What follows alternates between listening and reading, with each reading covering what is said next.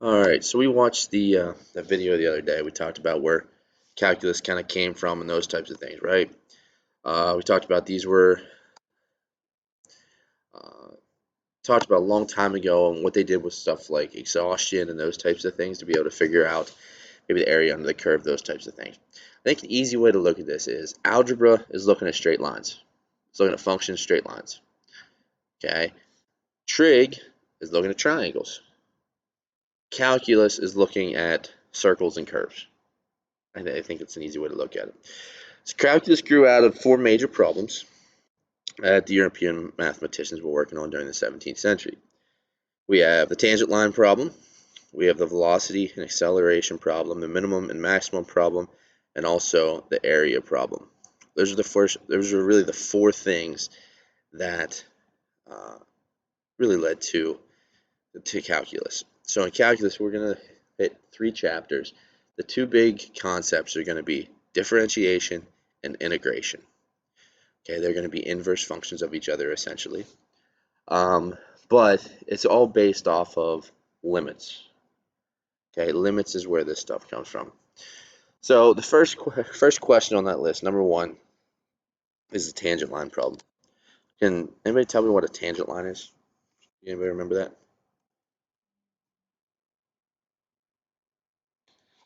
If I have a tangent line to a circle. Almost. Almost. Okay. So if I have a circle,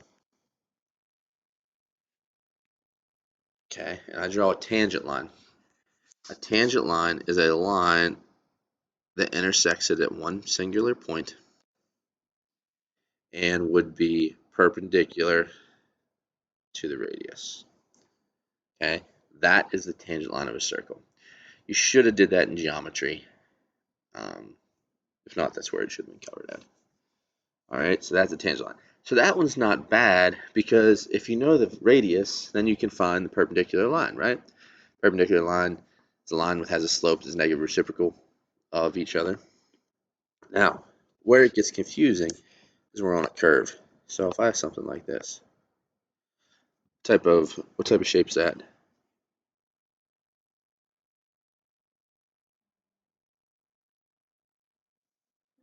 What is it? Parabola, right? So that would be a quadratic function. Okay, your tangent line would be right there. Okay, it only intersects at one singular point. But there's nothing to make it perpendicular to. All right, maybe you could make a line between the directrix and the focus, or the vertex and the focus, and figure it out like that. But it doesn't really, it's kind of tough to do. Well, then all of a sudden, what if we have something like this? Well, this is our cube root function. Okay, now our cube root function, if we want to find the tangent of a curve here, looks something like this. That would be our singular point there. All right, so a lot of times there's not a lot to go off of. All right, if we're going to make that tangent line, it's going to depend on where the point is. On this parabola, if I want the tangent line of the vertex, it would be there. If I want the tangent line of this point, it would be there. Okay, so it's going to change no matter where you're at. So for the tangent of a circle is perpendicular to the radius at a certain point. For a curve, though, we must find the slope of the line at point P specifically, but we also need to be able to look at it overall. We can approximate it using a secant line through the point of the tangency and the second point on the curve. We talked about that whole thing of methods of exhaustion and those types of things. So I'm going to draw the same thing four times here. Just want to show you something.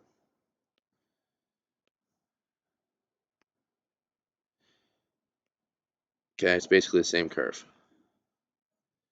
All right, now say this is point P on all of them. P, P, P, and P. All right, so you can estimate with the secant line. So I'm just going to say, what if I use this point here? Draw a line between the two. All right, well, a line, to find the slope of a line, it's rise over run, correct? Okay, so I would essentially be making this a triangle. It would look like that. Rise over run. All right. If I come a little closer, be here. Rise over run again. Now, I went through the same point, right? But do those two lines have the same slope? No, definitely not. If I come a little closer.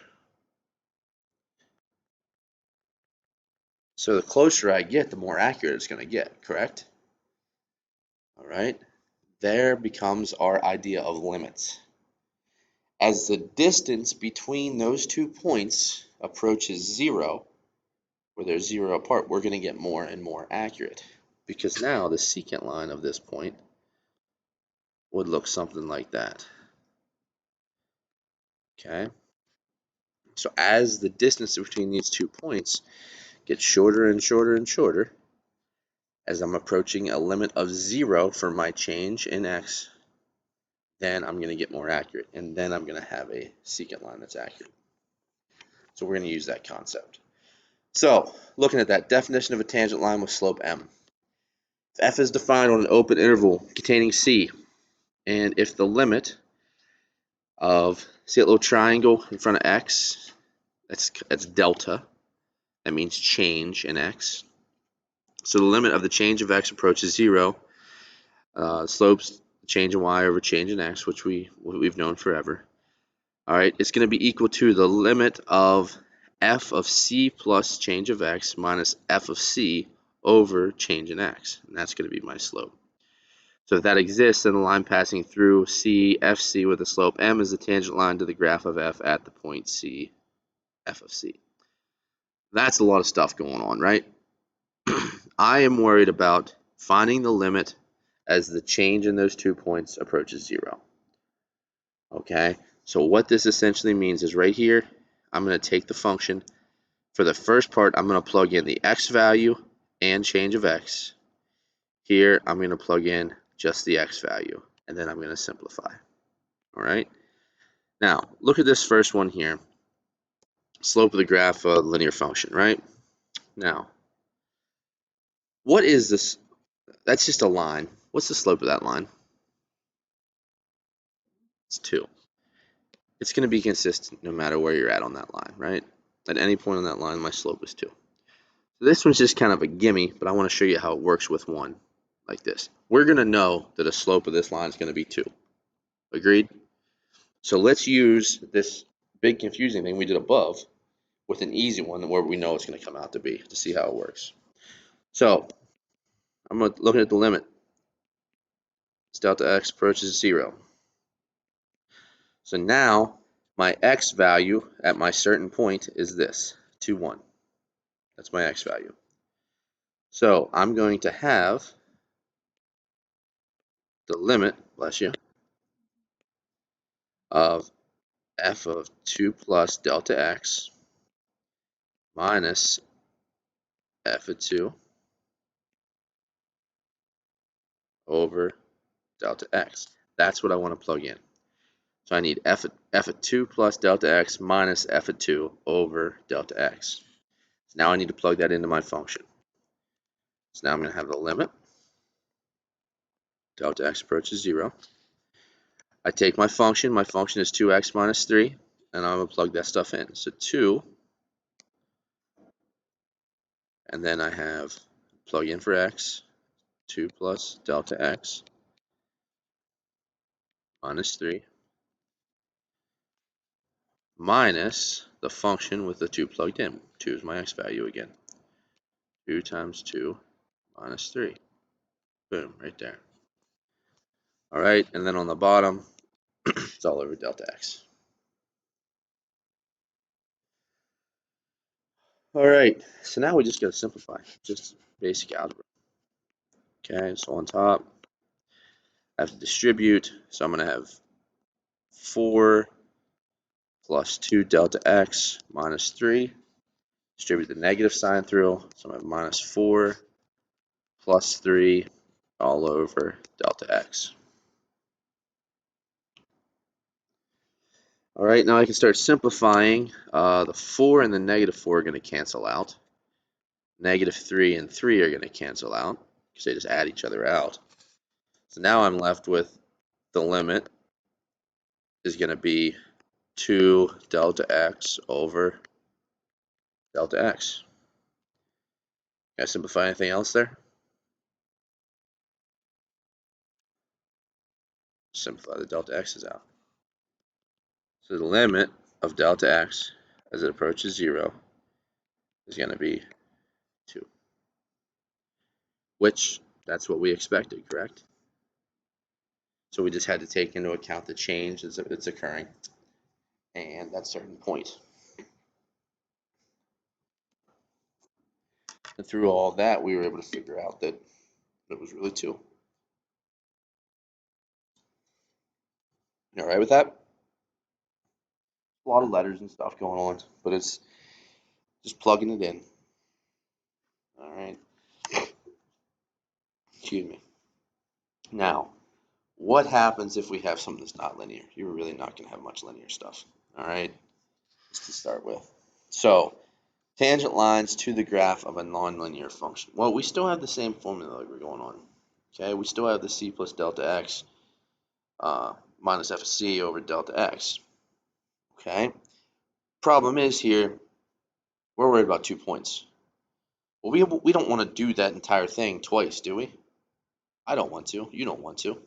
So let's do it, make it more general. Let's get it almost to an equation that we can use over and over again. All right. So same as last time, I'm looking for the same limit. And I'm going to keep it general. So I want the limit delta x approaches 0 of f of, I'm just going to leave it in the formula form, c plus delta x. Last time we put our x value in here.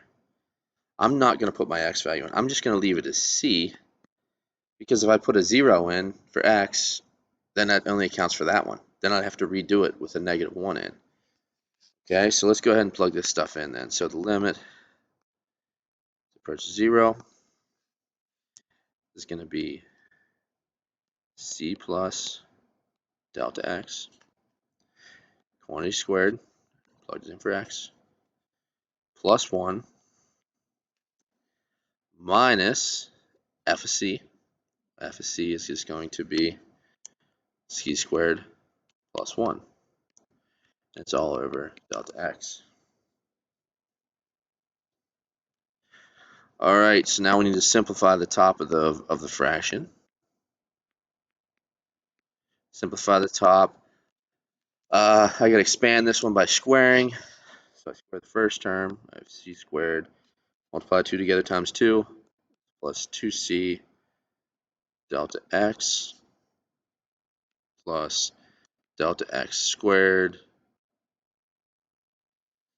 And then plus the 1. And distribute that negative sign through. So minus c squared minus 1.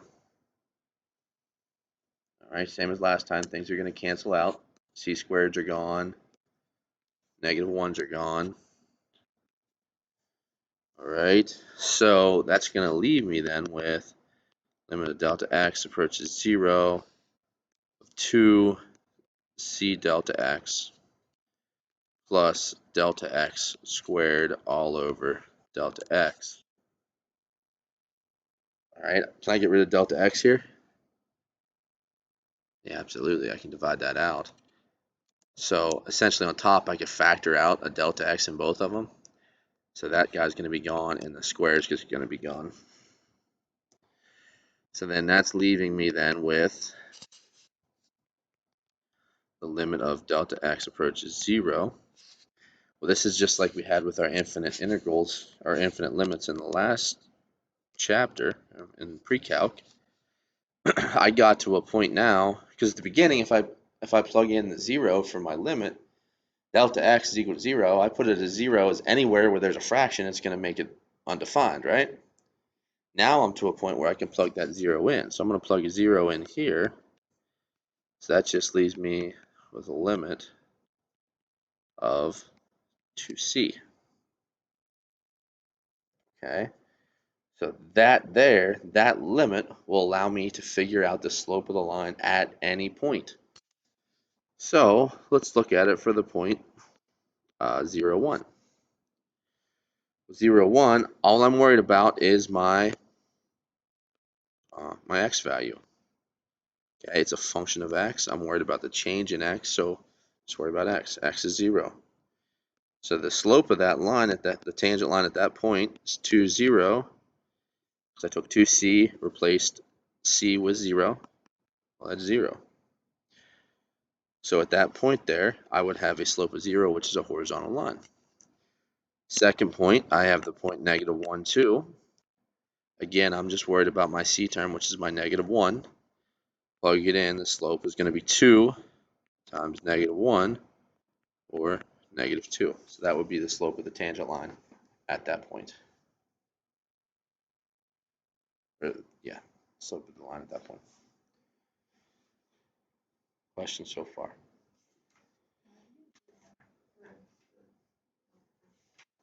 How did I get 0 for delta x? Over here? Or over here? Okay, just based off of our limits. Okay, before, whenever we were checking for a limit, we could plug that number in and do direct substitution.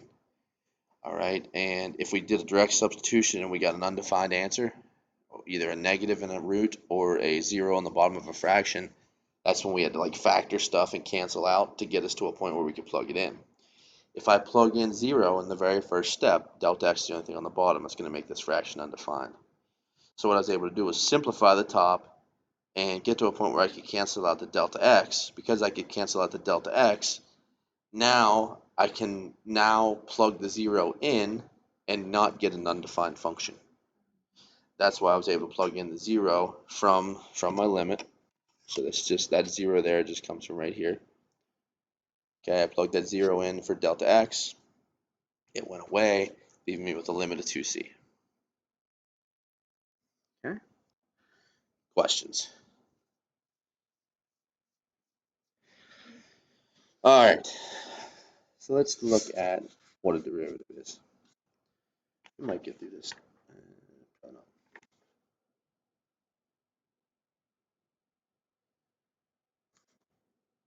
All right, so a derivative of a function of a single variable with a chosen input value, when it exists, is the slope of the tangent line to the graph of the function at that point. And let me say that again. The derivative of a function of a single variable at a chosen input value, when it exists, is the slope of the tangent line to the graph of the function at that point. And then the process of finding the derivative of a function is called differentiation. What we'll find with this is on a derivative, you're going to use that to find like the speed of something as it's falling. So you remember the ones where, remember that problem we did where you punted a football? Okay, we figured out where it landed by the quadratic and that type of stuff. So I'm just going to use this for a second. Pretend that that's the football being punted. All right. So right here, say right here when it's 20 feet in the air, we want to know what the speed of that ball is. How fast is it moving? How many feet per second? How many inches per second? Those types of things. That tangent line is going to give us a slope. If we remember the slope back to our Algebra 1 days, the slope is the rate of change. How fast it's changing speed horizontally and vertically, both factored in. Obviously here it's going to be moving faster than it is here. Here we're coming down to the speed. Here we're even steeper coming down. So that's what this tangent line, what this derivative is going to allow us to do, is to find those speeds of certain things at certain times. All right. So the process of finding the derivative of a function is called differentiation. We will write it as this, f prime of x. That's how you say it, f prime. F prime means that's the first derivative. Okay. The definition of derivative function is very, very similar to what we just did. It's basically the same exact function. All right, you have x plus delta x, f of x plus delta x minus f of x over delta x. All right, we're going to use that consistently. Like I said, this is kind of the long way to do it. We will learn tricks. We will learn rules that's going to help us solve these. So, like I said, for instance, here, I promise you, a week or two from now, you're going to look at this and say 3x squared plus 2 with no work. All right? This one's going to take a little more work for us right now. And believe me, you will appreciate those rules more after you do this a few times. Okay? So we want to find the derivative of f of x equals x to the third plus 2x. And it's going to be the same thing as we did like in that last problem. That last problem, we kind of kept it general, and then we were able to plug in certain points. It's going to be the same thing here. We can basically keep it general, and we're going to take this function and then get a new function that's going to represent that. All right, so here we go. First derivative problem. F prime of x. All right, we're going to use the limit formula that we just talked about right above it. So limit as delta x approaches 0 is going to be our f of x plus delta x minus f of x over delta x. So let's start plugging in stuff we know. We have x to the third plus 2x, so we're going to have to double plug. All right, limit delta x 0. So the first one we put in x plus delta x for x. We're going to have x plus delta x quantity cubed plus 2 times x plus delta x, and then minus, put x in for that, so it's basically the same function, x to the third plus 2x. All right, and then all of this is over delta x. All right, so let's start simplifying. This is a cube on top, so we could use our rules for cubes and break this guy up. We're going to simplify as far as possible, so we'll have to write it all out and then combine like terms. So I'm just going to take and cube this. You can use the cube rules, or you can do a FOIL followed by another FOIL. Either one. All right, but what you're going to get is this, and x to the third plus 3x squared delta x plus 3x delta x squared plus delta x cubed plus 2x plus 2 delta x minus the x cubed. I'm just distributing the negative sign now. Minus x cubed minus 2x. And then that's all going to be over delta x. So let's see what we can cancel out here. Doesn't look too pretty, does it?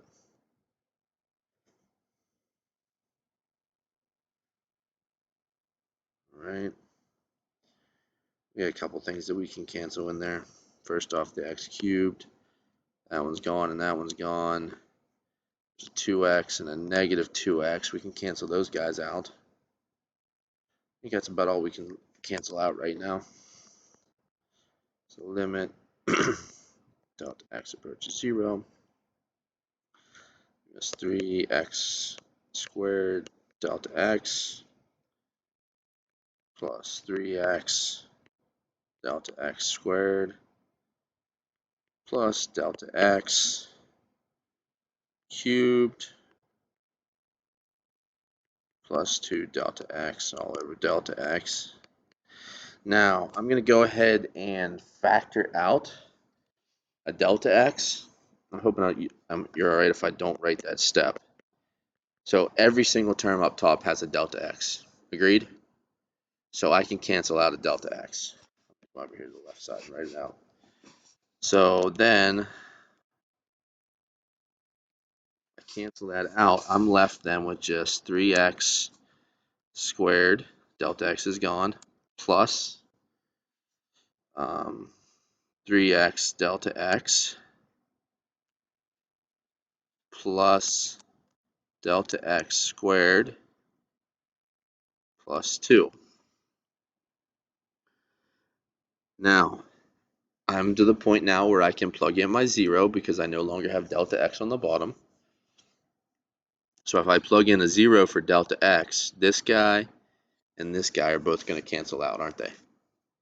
Because I replaced delta x with 0. 3x times 0 is going to be 0, and 0 squared is 0. Therefore, that's leaving me with the limit delta x approaches 0 of 3x squared plus 2. And if you remember back in the beginning, what did I tell you? That after the rules, you're going to get that it's 3x squared plus 2. All right, so that would be my limit then. By the limit rule, 3x squared plus 2 would be the derivative, or f prime of x, of the given function. Questions? We have what, 5 minutes? 4 minutes? Stop right there.